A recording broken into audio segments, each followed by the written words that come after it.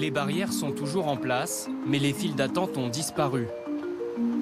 Ici, pendant plusieurs semaines, le docteur Hervé Tissot-Dupont a vu défiler des milliers de personnes inquiètes d'avoir attrapé le coronavirus.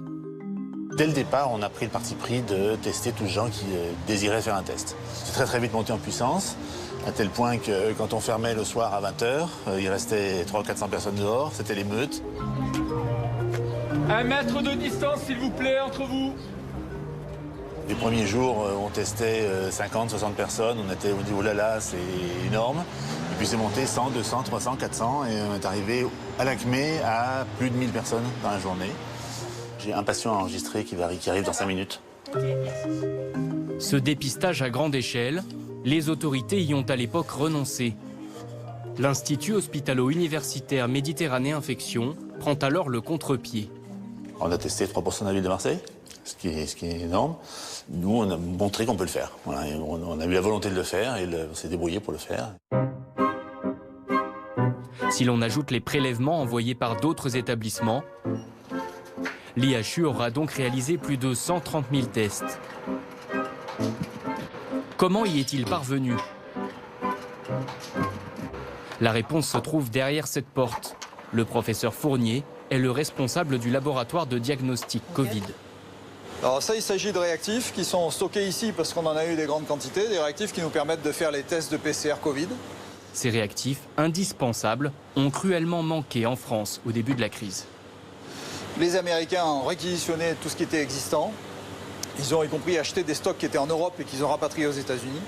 Donc plus personne n'a eu de réactifs. Donc notre première réaction, en tout cas la mienne, a été de me retourner vers les laboratoires vétérinaires. Et les laboratoires vétérinaires, au début de la crise, avaient encore des réactifs. Et donc j'ai pu me fournir, grâce à eux, en réactifs alors qu'il n'y en avait plus sur la médecine humaine. La facture a été salée, 500 000 €, mais l'établissement a les moyens. À sa création, il a reçu l'une des plus grosses subventions jamais accordées par l'État, 72 millions d'euros. Ça, c'est la partie qui est ici. Cet argent a permis, entre autres, de financer ces installations. 2 énormes congélateurs qui abritent 3 millions d'échantillons. Alors là, vous voyez l'intérieur de la biobanque robotisée, avec le robot qui est un robot distributeur qui va récupérer les prélèvements. Les prélèvements Covid sont stockés dans l'un d'eux, à moins 80 degrés. C'est un stockage effectivement plus à visée médicale dans un premier temps, puisque nous avons obligation de toutes les façons de conserver les prélèvements pendant un certain temps, ce qui nous permet de vérifier la réalité de nos résultats aussi. C'est en cas de doute, on refait les tests. Et ça permet aussi, bien sûr, d'aller derrière, comprendre le virus en séquençant son génome et également en essayant de le cultiver. Car l'IHU compte 4 unités de recherche. Ici, au pôle imagerie, on étudie le virus sous toutes les facettes. Tout ce que vous pouvez voir là, ça c'est des virus Covid qu'on détecte directement dans le prélèvement. Donc avec le halo tout autour qui est la fameuse couronne du coronavirus. Jamais les activités de l'établissement n'ont été aussi exposées. L'épidémie a mis un fantastique coup de projecteur sur l'IHU et sur son fondateur, le professeur Didier Raoult. Jusque-là, ce microbiologiste était connu dans le monde scientifique pour avoir découvert avec ses équipes de nombreux virus et bactéries. Mais au-delà du dépistage, s'il a tant fait parler de lui, c'est à propos de l'hydroxychloroquine. Fin février, Didier Raoult annonce que cette molécule est efficace contre le virus. Ses équipes vont la prescrire à 3000 patients. Sauf que ces résultats sont contestés. La controverse n'en finit plus. Le professeur Raoult y gagne une notoriété inattendue.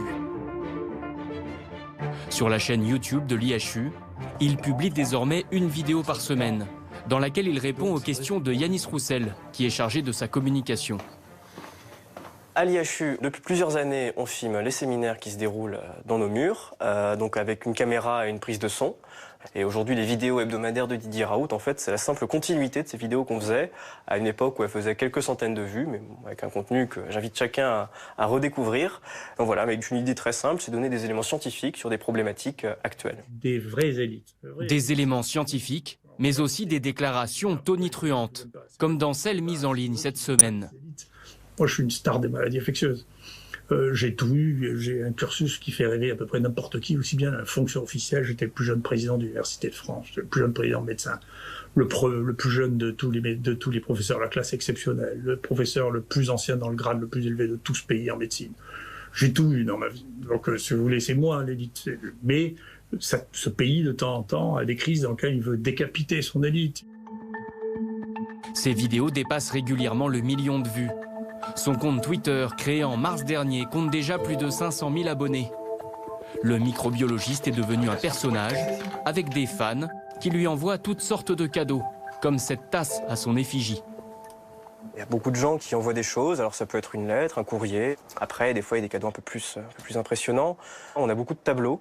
Didier Raoult aime beaucoup la peinture, donc beaucoup de gens qui lui envoient des tableaux, qui sont parfois des tableaux de très grand talent, des peintres qui peuvent être aux côtés pour certains, qui lui ont envoyé des portraits, qui lui ont envoyé des éléments inspirés par ce qu'ils ont vu dans le cadre de cette épidémie. Didier Raoult n'est pas un gourou.